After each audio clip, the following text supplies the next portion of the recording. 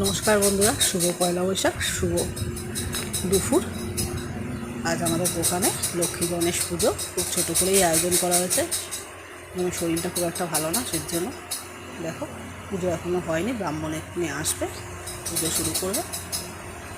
ছোটো করেই পুজো করছি প্রতি বছর, কালীঘাট মন্দিরে গিয়ে পুজো দিয়ে আসি, এবার আর যাওয়া হয়নি, তাই দোকানেই পুজোটা দিয়ে দিচ্ছি।